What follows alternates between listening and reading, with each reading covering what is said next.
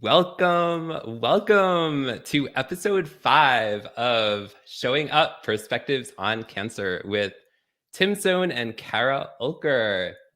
We created this show as a safe space where cancer survivors and cancer supporters come together to share their stories and connect, as well as find resources that provide healing, hope, and resilience. I am Sohn, the main host of the show, a 15-year survivor of cancer, and who just found out that he has no more leukemia cells. Woo-woo. And founder of Sohn Social Media Solutions, where we help entrepreneurs, brands, and nonprofits show up on live video to make impact, build relationships and community through hosting, producing, and coaching. And now I turn it over to my bestie, the one and only Kara Oelker. Make sure you unmute yourself first. Thank you. You're welcome.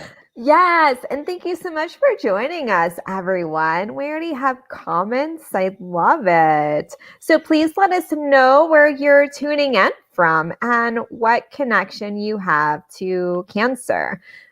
We definitely appreciate you being here as always. We are week 5, episode 5. So exciting. And huh? Can you believe week 5? No. I love it. And, my name is Kara Oelker. I am the co-host of Showing Up. And I'm also a personal power coach and brander. And I just do a little bit of everything. And we have a guest today. Who's our guest, Tim? We do have a guest. Tonight, we are going to be interviewing Oluneye Oluwole about her connection to cancer, specifically about her sister. This is the first time she is sharing her connection about and perspectives on cancer publicly when it comes to her sister. So we would love to welcome her and have her clarify how you say her entire name, because I am failing miserably. So welcome to the show, Oluneye. Yeah. Thank you, Tim. Hi, Kara. Hi, Tim. It's great to be here. So you kind of dropped the ball on my name. I'm sorry. It's not a good start to the show. I know. We were doing so well. I thought we were doing so well behind the scenes. Yes, we did. What happened, Tim? Okay. We were doing great. I couldn't see the last part of your name down below in StreamYard, and so that's my excuse anyway. Okay, so you're forgiven. I'm fired, right? No. I'll just go. You guys take it away. Okay, so it's Oluneye, Olu for short. And then my maiden name is Oshinowo, and my last name is Oluwole. So it's Oluneye Oshinowo Oluwole. So that's like pronouncing Arnold Schwarzenegger, okay? So that's it. Yeah. It also kind of sounds like, Shahola. Oh, Shahola. Yeah. Where you are? You said Shahola. I'm like, what? I mean, also, you're kind of a baddie, like Arnold Schwarzenegger, too. I'm sure you could kick some major butt. Yes, I can. Oh, my God. Oh, my goodness. Well, we're so honored that you're here tonight, Oluneye. So first, what we want to do is we want to say hello to everyone who's in the comments. Thank everyone for tuning in, and then we want to dig into the conversation and go from there. Right, Bestie? Yes, definitely. I want to start back at the beginning before it even started. And sorry to cover your face, Olu. We're still trying to figure this out, but. Lagia was super excited. She said, "This will be amazing. Let's fill our soul with hope and joy. We do it when we are together, sharing and giving strength to each other." Oh, I love that. That's beautiful. Thank you. Yes. Christine Smith is ready to listen and love this gathering of caring hearts. Hearts. Hearts. And hearts. yes. Love it. Oh, Mariah in the house. Hey, Mariah. Bill Bradford. Yes. Bill, where are you tonight? Let us know where you're joining us from. Everybody, Oh let us yeah, know where because you're you're joining just us from. everywhere, aren't you? He says congrats, Tim. Yeah. Thank you, Bill. I appreciate it. And girlfriend, you're next week. Dorothy Ann. Hey, Dorothy. Yes, Diane Jackson. And we have Hello. someone, his connection to cancer. My goodness. Thank you so much for sharing, and I'm so sorry for your loss. This is rough. Thank you so much for sharing. Thank you for sharing, And Ashok. Ashok does a show with Saima and sometimes Nancy Barrows once a month. So thank you for sharing that with us, and thank you for joining us tonight. We are sending you love and prayers, and so appreciate you joining us tonight, Ashok. yes, Maria, Hey, Maria. Emily, and Alex. Alex is here too. James Patrone. All the peoples. Yeah, James All is the going to be on a peoples. future episode as well. He's going to be a guest as well. Yes, he is. He's just jumping in for a hot second. So yeah, we thank you so much for the comment, love, everyone. Yes. Yes, thank you. Thank Love you. it. So let's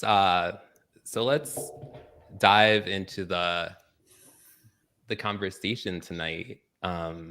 So Olu, your sister's cancer journey was 11 years long. Can you share a little bit with us about her journey? And I know we're all here to support you. We love you, and everyone is here to to support you here in the comments as well. So let's give Olu lots of love in the comments.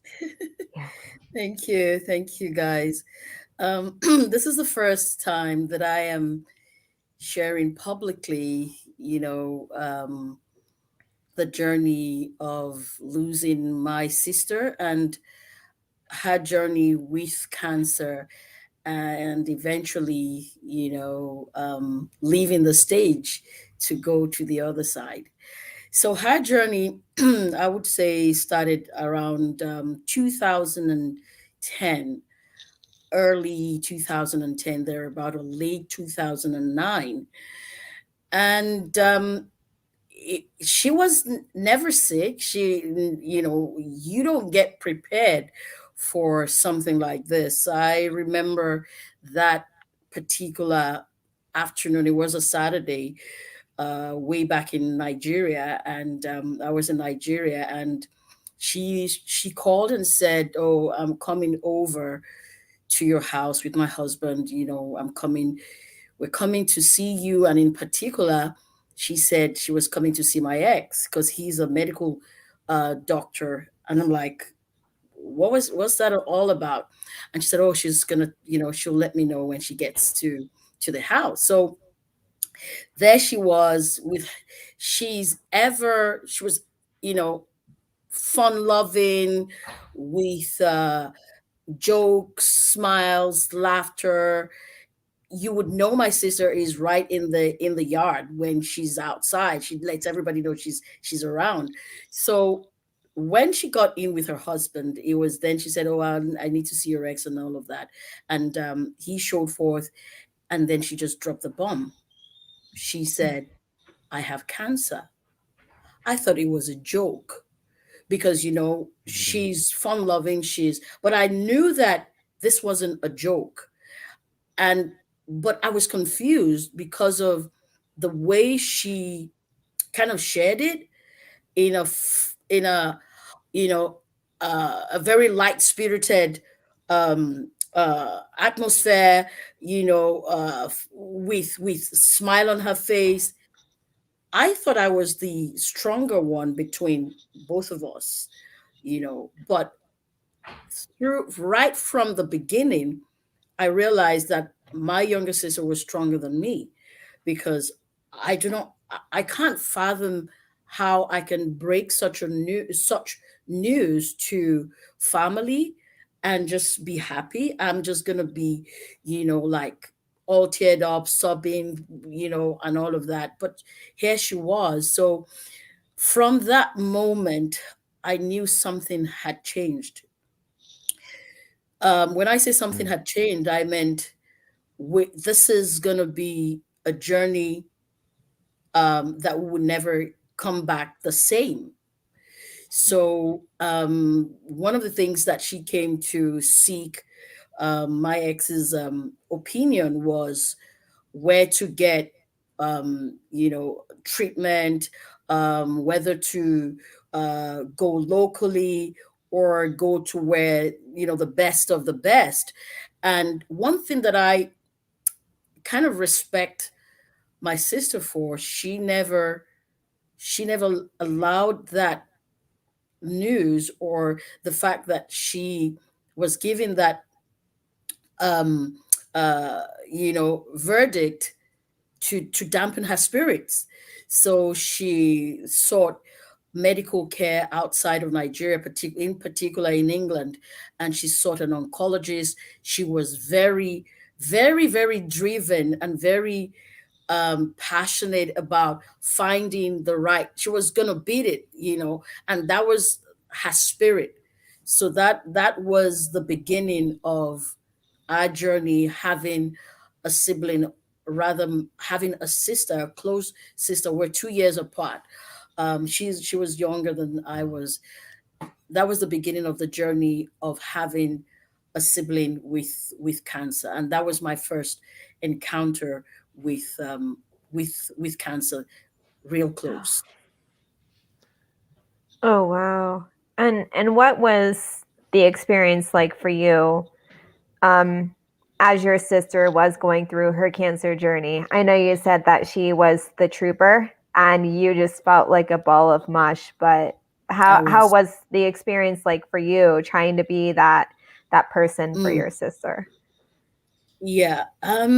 I would say in the summer of 2010, I was in England with my kids on vacation. So it was a mixed it was a vacation and my older sister's daughter's graduation. But at this time, my younger sister, she had crossed over to England to start the treatment. And at that time, she had lost her hair. And by the time we got to England, I I was more like the person that had the cancer. I was just a mess, you know. She was just herself. She had her wig on. She would joke with my kids. And then what happened was we decided, we're a family of six. We lost our dad in 2005, four kids. And the four of us, we were all in England at that time. And we decided that each one of us, that's my older sister and my younger brother, were going to take turns in going to the hospital with her when she started her chemo. So there I was, during the summer. We took a train to Plymouth to see her oncologist to start the chemo. And even while she was there, those huge needles and in the hospital, she was so full of life, that I thought, wait a minute, what is going on? I kind of thought she would feel sorry for herself, but she had a bodacious, outlook to dealing with the cancer. And she would tell me, oh sis, she would say this and that. She was just her normal self. Like, cancer was a distraction to her. It was like, it was something. This thing is just bothering me. It's like just a pain on my toe. So I watched her go through the chemo, retching, being sick, propping her, just being her carer during that period. And she never felt that she was she was going through so much pain. We were the ones. When I say we, her siblings were the ones with the long faces, but she kept a good spirit, to the very end. Yeah. That's amazing. Was she always like that, Oluneye? Even before cancer? Oh yes. I would say she's the darker version of me. We're very similar in terms of height, in terms of build, but she was the party person. She was the life of the party. She would tell you what doesn't go with what. If we're going out, she would go, look, I need to check you. Like your jewelry has to match this and that. Your colors have to do. I'm just like I'm a regular person. I just go with whatever. I can just slap on a black jacket, put on a red top, you know, just go on my jeans. But my sister was the life of the party, and she brought life to everything and anything. My kids, she always wanted a girl. She had two boys, and I have two girls and a boy. So she doted on the girls so much that her second child, she went all over the place buying pink things, thinking it was going to be a girl, and oopsie, it was a boy. And and so she has always been a happy-go-lucky person, always on point when it comes to parties, when it comes to looking your best, killing it, and just dressing up and making sure you're on point when you're at a party or when you're going out. So I wasn't really surprised. Even during the times that she had lost a lot of weight, she would get the darnest glasses.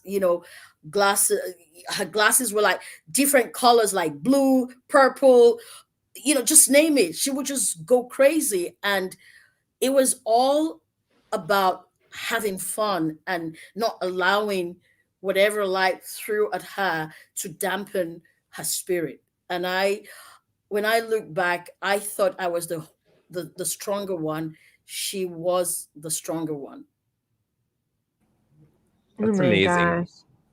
Well, I don't know about you, but Tam, but I think you're pretty strong, Olu, because for you to be here with us tonight, talking about your sister, that takes some true strength and beauty and grace, and so that's pretty strong, if I do say so myself. Thank you. I You're agree very welcome. 100%. 1000%. Yes. Oh my Yes. goodness. Yeah. Thank you. So there are lots of people showing up to support you in the comments, Olu. So Mhm. let's go over there and see who's commenting. So many comments.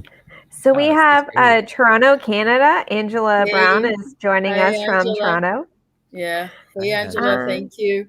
Thank you for showing Yes. up. Love you, girl. Let's Awesome. see. There's so much of it's like a party in here. Good, good. I see Mark Lee is here. He says, hello, amazing Yes. people. Some hearts up. Hearts for you, Oluneye. Thank you. Thank you, Alex. Katie. Oh, Ooh, hi, Katie. Thank yes. you, Katie. All the way from Colorado.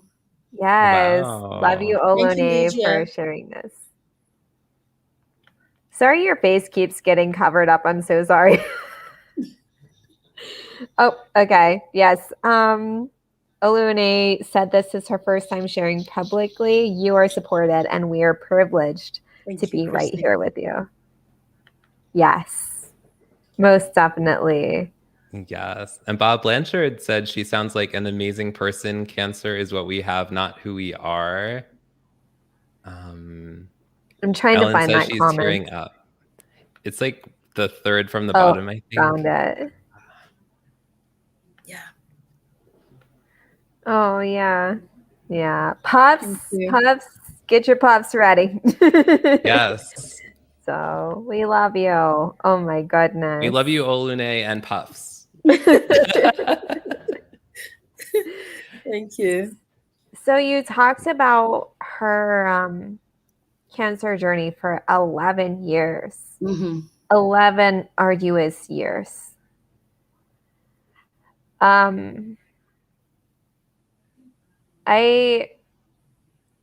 mean, one, I can't imagine. I mean, I can, because, like, my stories, having a family member, but for it to go on for 11 years straight, I'm sure that that's arduous. Yeah. That's a whole other experience. And so after, you said that she passed away recently, Yeah. and Mm-hmm. after she passed, and again, take your time. If you want to skip over this Mm-hmm. question, that's fine too. Mm-hmm. After she passed, what feelings did you have? How did her passing affect you in the moment, and how's it affecting you today? I would say it was a journey to her passing. Um, I remember in 2018, I had just had an international women's conference that I curated. So I got this um, frantic call from her that she was in the hospital. This was in Nigeria. And that I needed to come over to the hospital, that she had water in her lungs. And the journey between where I was to where she was the most torturous journey that I have, that I made ever in my life. Weaving through traffic and having to, get there and seeing the different, um, whatever it is that they pass through her lungs. And this is my sister, and she was still talking to the person on her left and the right, and I was there. I just barged in like, the world had come to an end. What's happening? And just seeing the machine and what was plugged into her to drain her lungs, it was just too much for me. But I realized that, you know she could have gone before I got there. I was in a car with two friends, and they said, Olu, they're gonna go with me, they're not gonna leave me, just by myself. So on, getting there, a lot of things were going on in my mind. What if she had passed? What if she passes? What would I want to leave her in the hospital? And she was the one telling me it's going to be okay. She was telling me the medical terms that, was happening, what they were doing. When you have certain um ailments, you understand that particular ailment with the medical terms. So she was so versed, she was so knowledgeable in everything, like she was a doctor. She was telling me, oh, okay, they're just taking out the water. I'm like, how can she even begin to describe what is happening? I would have just fainted. I would have just lost hope. But that brought me to questioning, how long would this go on. So 2 years after being in Canada, I hadn't seen her, and she was in England. And one of the things that um, we didn't we didn't get to know, well, if I say we didn't get to know, was that she knew that the oncologist actually had told her this was the last lap. And part of what happened was she having to go back to Nigeria. And I remember my younger brother, he would call me several times and he would say, "Oh, sis, tell me that she's going to live like 10 more years, like 20 more years. And this is our baby brother." And I would say, "Minky, I don't know." He would say, "Just tell me that we're going to have her like 10 more years, 20 more years." And I would say, "We want to have her for 10 more, 20 more years, but I can't say, you know." I was trying to be strong for him. He's in the middle of three girls. So he's more very, he has a soft heart for a guy because he lived with three girls, okay? So we we had to baby him, all through his life, and he's our baby brother. And I remember the day he called me and said, "I'm going to send you some pictures, and this is how our sister, looked." That was in April or May. I can't remember. It was thereabout. I cried all day. It wasn't my sister. I didn't recognize who that was. And my brother was heavy in his heart. We tried to console each other. So, and we started believing and saying, she's going to fight this. She's been a fighter. She's very, feisty. She's a fighter. She had done this several times. This is not the end. But deep down, something was not aligning with what I was speaking out. I was saying it, but there was this sinking feeling that I was avoiding the inevitable. So come July 19, I turned 54. And I remember that night I was just in my usual self, just giving thanks to God and saying, having seen the pandemic, so many things had happened. And I kind of like was praying through the night. And then in the morning of the 20th, my brother is in the UK, so we're hours, behind. And he called me. I was literally about to go into a meeting that I had convened. I was making a presentation. So I saw his call. I was kind of I kind of doubted whether, should I pick his call? Should I not? I said, okay. He had already wished me happy birthday the day before. So I just jokingly said, okay, now that I'm picking your call, you had better tell me that my birthday gift is on its way from England to Canada. And he paused. I said, are you there? I'm going into a meeting. Say what you want to say, you know? And at that moment, there was this eerie feeling. And she said, she's gone.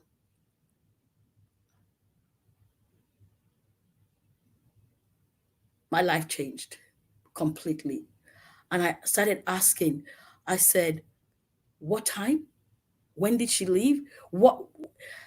I was just mumbling jargons, but there was something that was connecting, because I realized that she must have slipped into the life after about the time that I was praying, because they said she died, she passed on in the very early hours of the 20th of July. Then I knew that it was like my sister was telling me something, that she was leaving. We were like twins. Like my mom would always say, the Oshino were twins. We were not twins, but all through my life, if my dress was blue, hers would be green, the same design, the same pattern. And we did all of this through our adult life, through our married life, that we would arrive at parties in the same in the same clothing, in the same design. she would spice me up and say, "Oh, sis, you can't go out with me like this. Like this isn't, She was the one responsible for how we appeared on the scene at parties. And for her to leave the following day after my birthday was like, I'm not leaving you. You would always mm,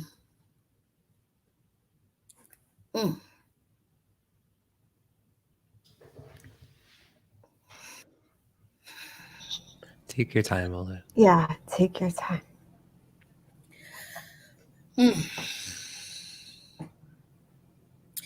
It meant that, for every birthday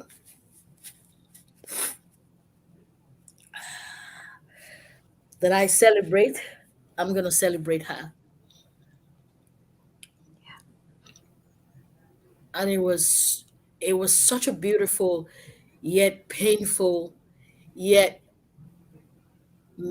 very mystic, very surreal for me that, you know, God was so much. I need to just put my video off.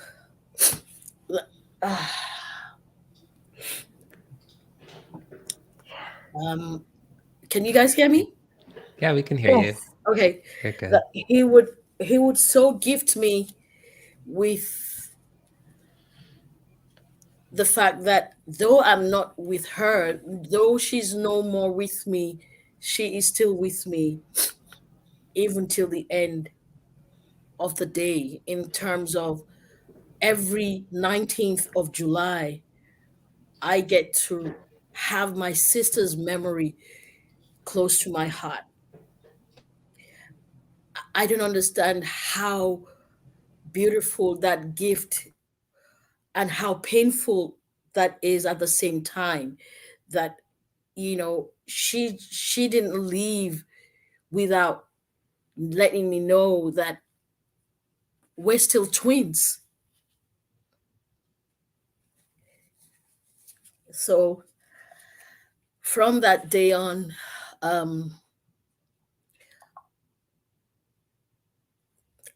I didn't my life stopped.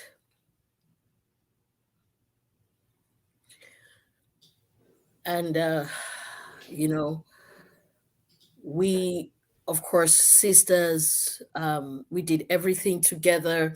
She was my best. She was my bridesmaid. She was my first daughter's second mom. People thought my sister was her mom.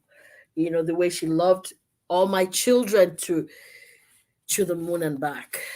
And I also her her sons. So I carry her with me everywhere that I go, because every year I get the gift that no one in my family was given but me, because we're twins. And she said that in her death, though I'm gone.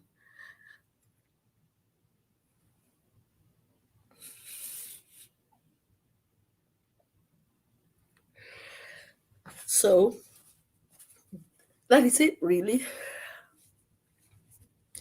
Back to you, Tim and Kara.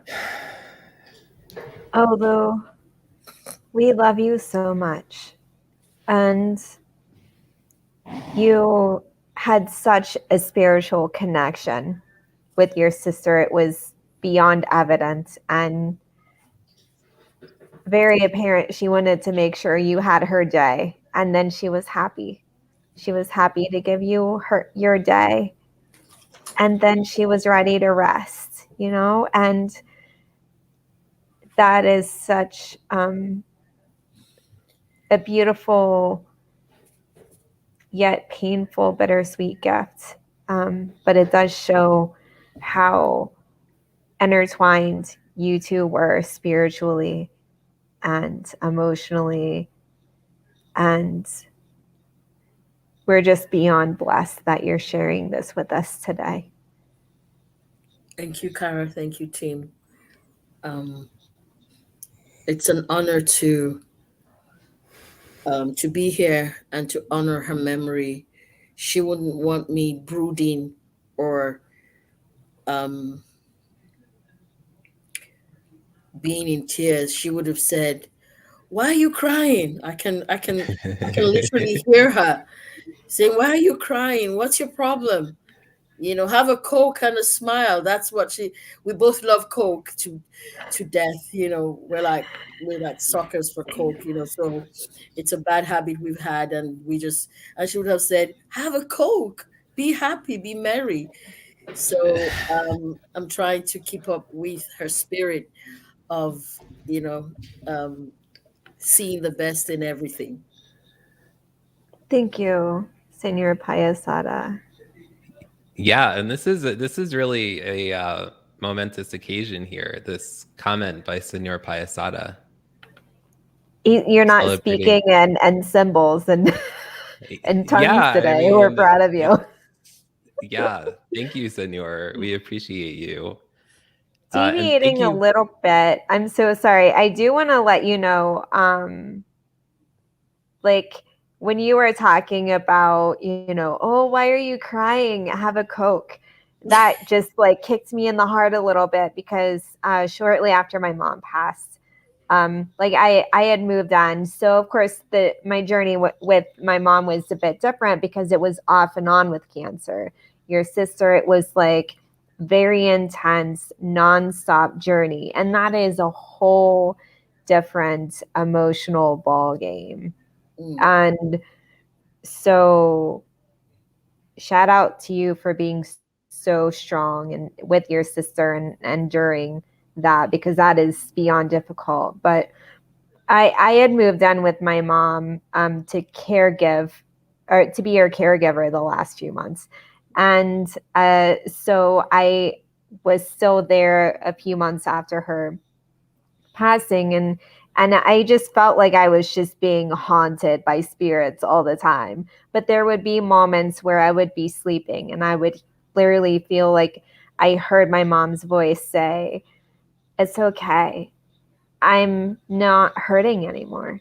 I'm no longer in pain," And so the whole, spiritual connection, even after death, um, it is so very real. So, so real. Thank So you. now I want to have a Coke in honor of your sister. Yeah, I think this is mine. Shout out to Coke. Shout out to Yeah. Yes. Coke. Maybe we could show a few of these comments, Kara. Like the comment from Cherie. Do you see that one there? Prayers and blessings to you. That one? Yeah. Yes. Sorry to cover your face again. Prayers and blessings to you. I went through this at age 11 with my mother having cancer. You will survive. Strength, my sister. Thank you, Thank Sherry. goodness. Yeah. And then Christine Smith has a comment also that maybe we could bring that up also. Yes. Your feelings spoken this evening speak to our sadness and sweet memories. Thank you. Thank you. Thank you, Christine. Yes. And Karen says, thank you for sharing your story, Oluneye. Your sister is watching over you in heaven. Yes. Thank you, Karen. And Ed is saying beautiful comments here. Oh, thank you for being here, Ed. I know Ed. Oluneye, you have touched us and taught us. Thank you, Ed. Yes. And Bob Blanchard, hugs to you, Oluneye. You are still connected and will be forever. She hugs you Bob. every day. Thank you, Bob.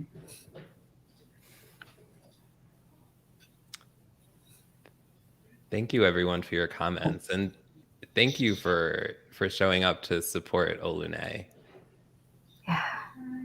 Yeah. Everyone's been like little comment warriors today. It's been amazing. It's like you need love and support. We've got you. We got you. Thank you, guys. Thank you so much. Yeah. So before Olune, you were sharing what you shared before, and it was so beautiful about the connection between you and your sister. Is there anything else that you want to share in terms of like how the passing of your sister changed the trajectory of your life? Mm. Um, when I she know you passed, touched on that a little bit, but yeah, Yeah. yeah, I touched on the fact that, it changed how I perceive what my birthday is. It's no longer my birthday anymore. It's a celebration of life. Two twins that were not born biological twins, but they ended up being twins, in the way we lived our lives. Another thing was how dealing with the death and not being able to be there physically to say my goodbye, not being able to speak with her, not even being able to touch anyone. um, it kind of left me wondering how life has, our lives have changed. How do we deal with this this disruption that we're seeing, where we're not able to grieve, to have that touch? And I couldn't, as much as my children. I remember when, during the program that was, held in her honor, each time I was asked to send a tribute, I was living in total denial. I said, whose tribute am I sending again? It was such a difficult thing for me, that I refused to accept that I was doing a tribute for my sister, my younger sister. I said, where has she gone? And I remember, um, I think it was the night or two nights before, and this is how I come into creating poems. When I go into a dark place and I begin to ask questions and I begin to wonder, then the words start coming and the words start forming. And I realized I was onto a poem, writing, expressing myself and expressing what I felt, through that poem. And during the program, I remember the wake, service, I couldn't log on, and my kids kept bombarding me with messages and saying, Mom, you're not going to forgive yourself if you can't log on. I said, I couldn't. I just couldn't. I was frozen in time. I was literally saying to myself, it is not happening. What am I? I'm staring at a square screen, watching what? Who? And then I realized that I had to snap out of it. It was like I was having my sister in the room saying, "What are you doing? Get out of that state of fright, that state of, being just rooted in time, and do what you need to do." So I had to, I missed the wake. I couldn't. I was sobbing all day. I was by myself. I didn't want to talk to anybody. I didn't want to say anything to anybody. And I was communicating, just talking, just crying and saying all kinds of things, asking why. And then, the second day I had to attend.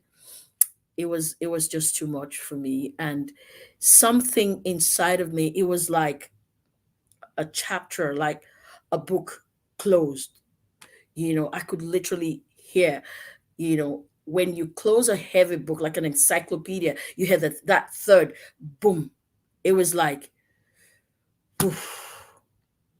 It signaled to me that this was the end of a journey that I had to deal with leaving after this end of this journey. I couldn't leave anymore in what I wanted to live in that situation that I had as having her as my sister. I couldn't live in that.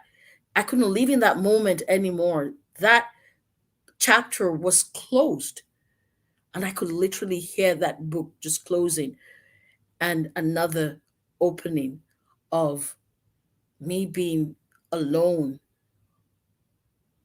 I didn't have I wouldn't have a younger sister to just bounce ideas to say, okay, what color are we wearing for this wedding? Or what color are we, doing for so and so's graduation? How are we? She has this funny thing. How are we arriving at the scene? Do we want to make a statement? Do we want to, she has all that, the razzmatazz of just showing at a gig and them knowing that the Oshinawa twins, were there. I wouldn't have the luxury of just laughing it off and, just seeing her and saying, look, I'm tired. Let's just go to the party. Let's just have fun, and all of that. A new life just, takes over with me not having that kind of relationship where we can joke, I can talk to someone that knows me way back like 52 years. There was nothing like that. I couldn't have my relationship with my brother. Yes, is he's my ride or die, but when it comes to your sister, there are things that we as women, mothers, go through, and we understand. So I knew that my life had changed in that moment, in that time, that I was going to live a life where it was just basically um, just me doing stuff, and I keep asking now when I'm going out, I'm like, okay, but I mean, like Ewa, I call her Ewa. That's my pet name for her. Do you think my top and my trousers match? You're like, am I on point? Like, so that's really how my life has changed. These glasses, she would have flung my glasses way, like a million times away. Like, this is not representing you. This is not good. You have to be. Ugh. So I can rock my very drab self and very drab fashion sense, because she's not here to criticize or critique me in a fun loving way. I wouldn't do some of the things she did, like the glasses, the colors. You wouldn't catch me dead with purple glasses or neon glasses or all of those. You wouldn't just, nah, not me. Well, we love you just the way you are, Olu. Thank you. Yes. And I can definitely identify with that too, because when you have such a major loss and you're like, I've always known this person, I don't have a memory without this person. What do I do? Right. I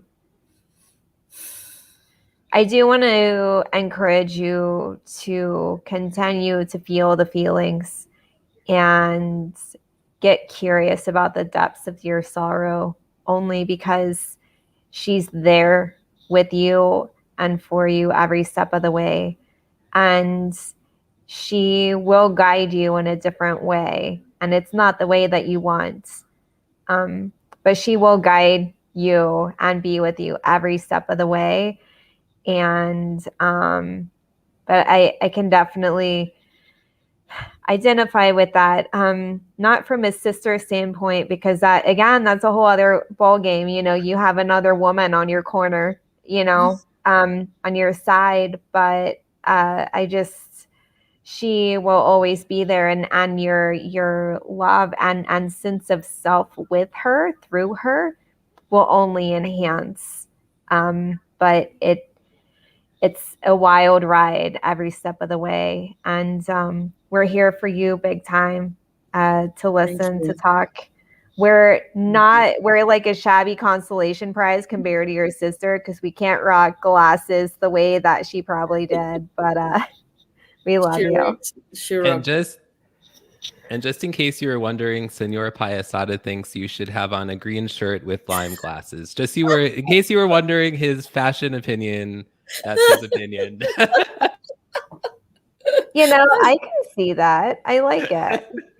And then if it's cold, fur muffs. No, No, I'm very conservative when it comes to.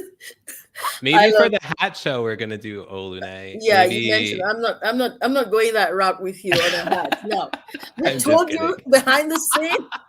I told you. No hats. I'm not going to go there. We won't start any rumors. Okay. So we do have one last ask. You talked about the poem you wrote for your sister. And I didn't know if you had a couple excerpts handy and if you would like to share some of them or whatever, however much with us. Yeah. Thank you. I titled the poem Ewa. It's my favorite pet name for her. So when the poem came, it was at 12 midnight, 7th of August, 2021. I think it was just 2 days to the final rites that we were going to have for her. And it's titled Ewa. I rise from the ashes of pain. I rise from the rubble of strain to embrace the pain that maims. How do you deal with the pain that forces you to face the lane of loneliness and despair, where there was once the air of joy, now replaced with a cry inside, crying to the woe that betides, without the hand that bids goodbye, goodbye that was never told, goodbye that was never said, and questions unanswered. In this I see a star shining through the cloud, shining to where I stand to herald the dawn of a new day, a day to say to the world that though the clouds hide your face, our race is our ace. As we face the race ahead, so today I face the race ahead to tell the world of the race you ran that ended with tears on my face and a message of grace to a world in need of grace. Thank you. And that's it. Oh, that is so beautiful. Thank you. Thank you so much for sharing. So beautiful. Thank you. So beautiful.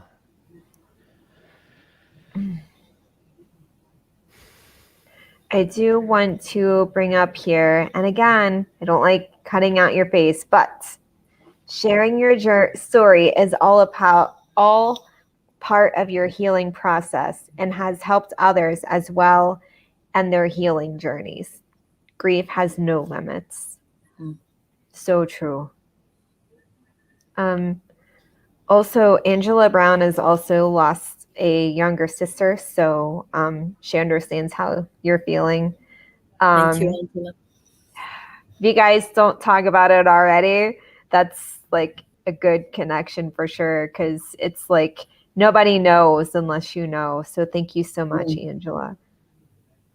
Oh, yeah, real quick. Senior says fire all around. Thank you, Ellen. Thank you. Yeah, rave reviews. Thank you, Bob. I love it.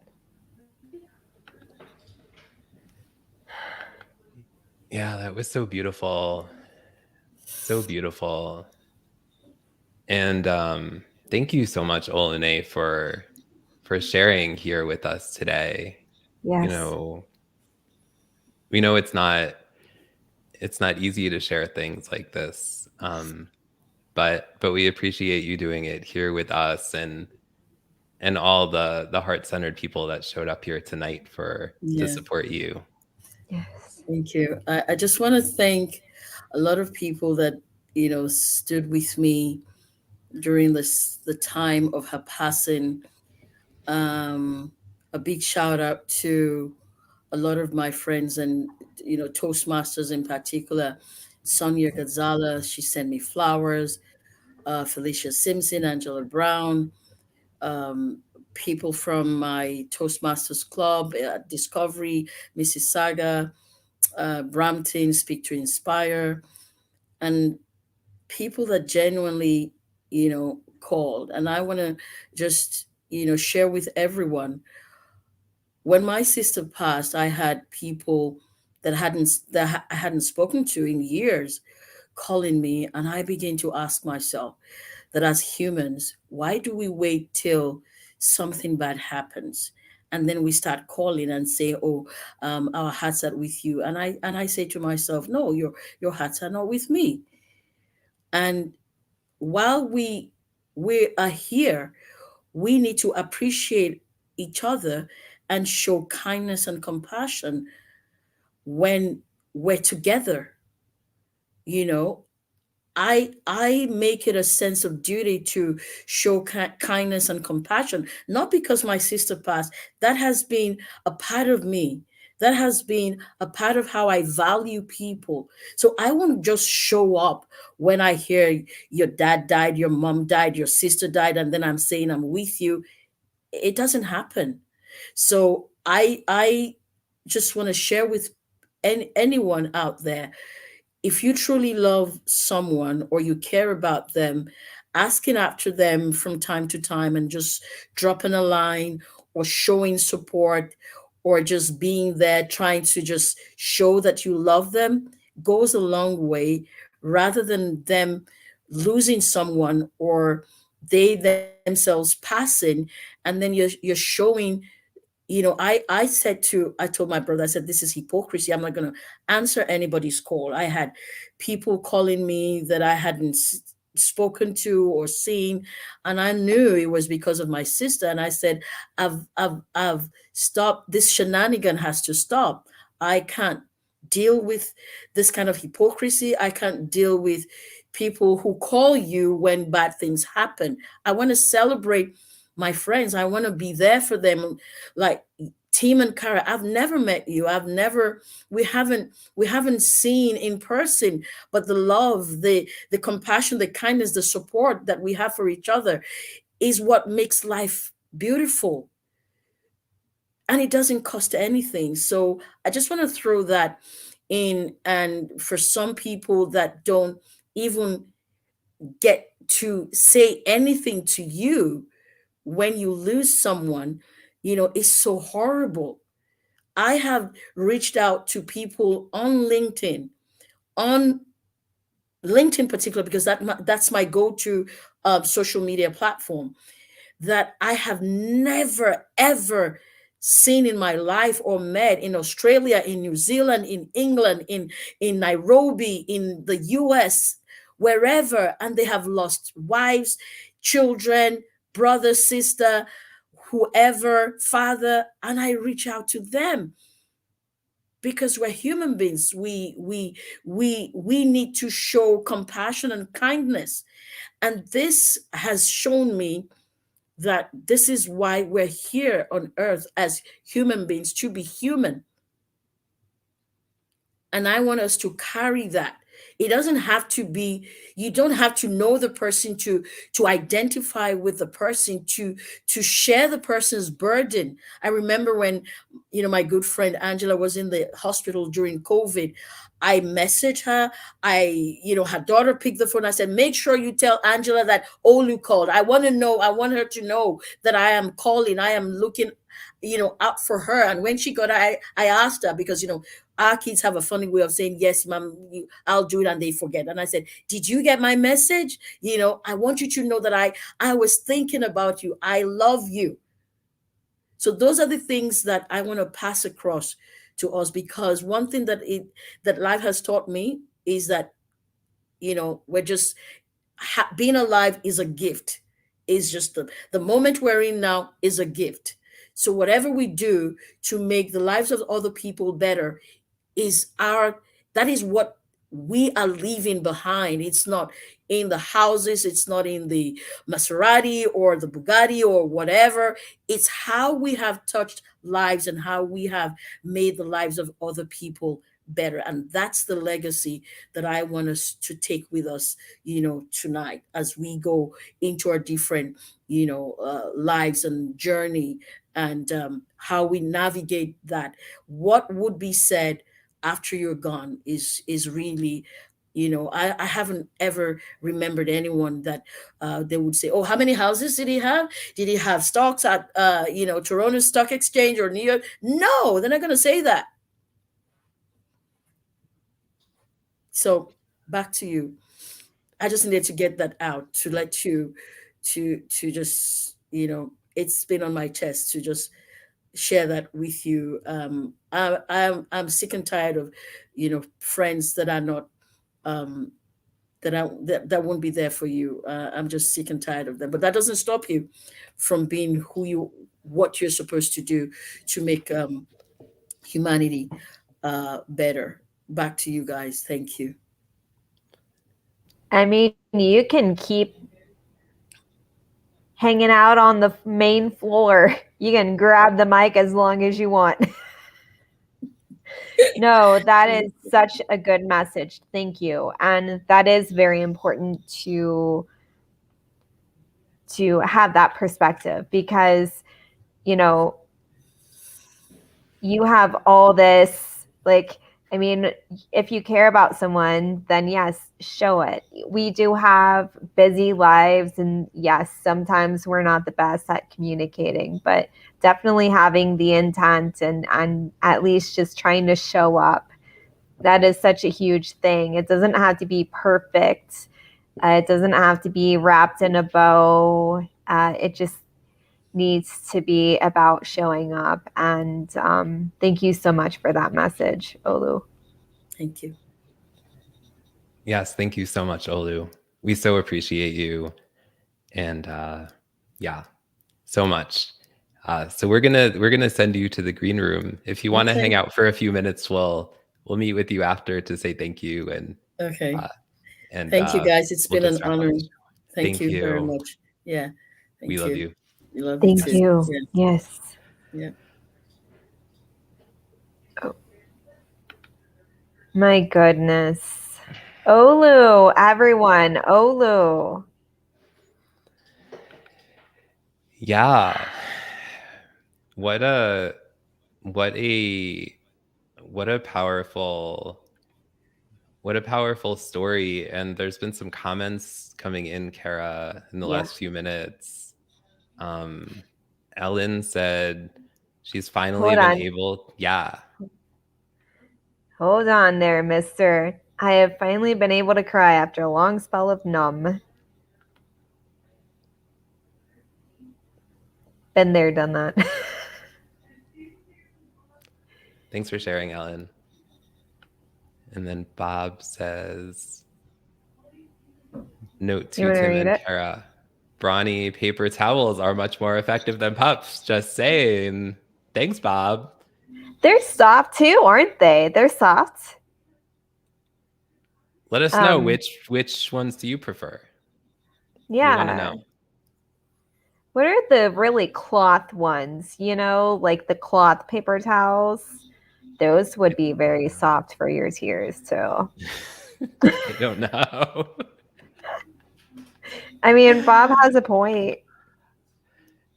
Yes.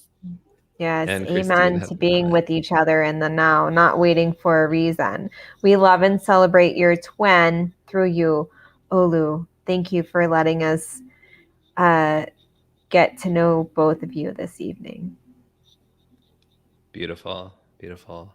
Everyone's been so amazing and thoughtful. Every episode we couldn't be more blessed, and then we're blessed, you know? Yes. So thank you. Also, real quick, good night, Bill. Thanks for joining us, Bill. Yes. Yes. I love that message, Olu. It needed to be said. Yes. And thank you. Yes. Yeah, thank you all so much. Thank we you, so guys. appreciate you showing up. Yeah. And so many of you show up every week.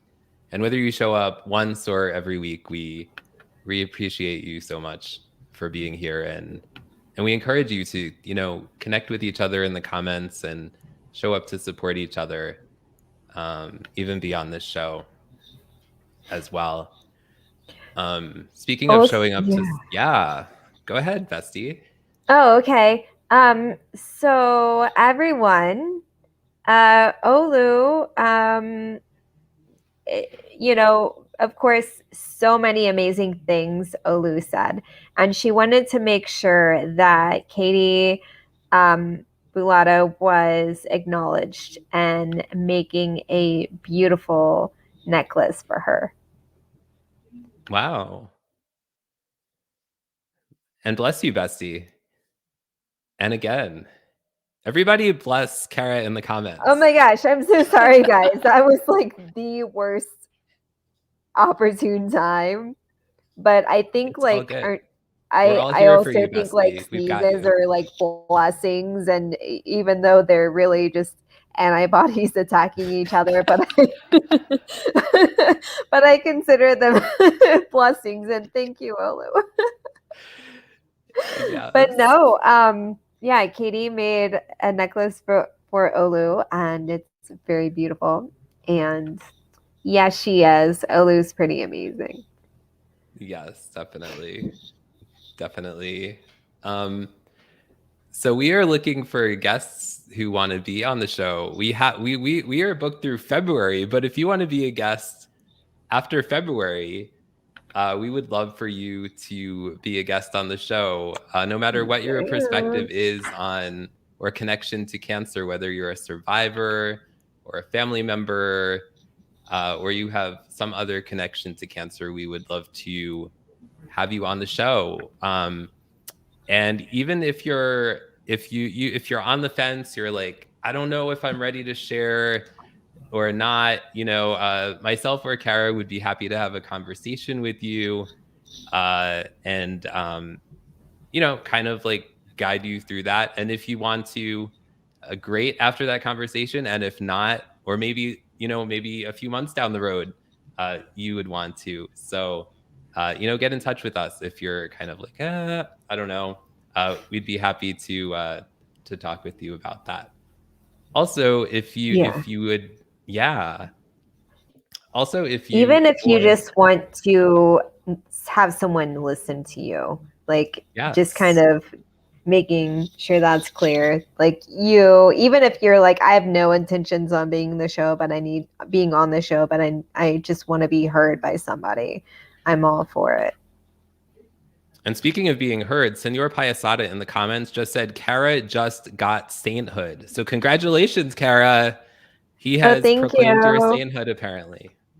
Thank you. Also, I just put the link in the comments if you are curious about being a guest. That is fabulous. And then also, if you are interested, or if you know someone who would like to sponsor the show, get in touch with myself, Tim Sohn. That's my name, Tim Sohn. And we'd be happy to discuss it. We're always looking for people to show up and support the show as a sponsor as well. And we also have an amazing lineup coming up of guests. Who do we have next week, Kara Oelker? Can we do the unveiling? Yes. Should we have a drum roll?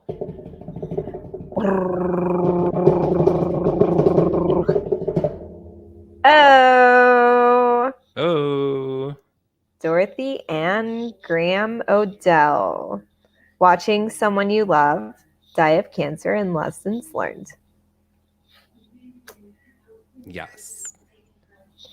She is an amazing human, and she has a perspective of going deeper in that area. So, Pops next week as well, just like this week.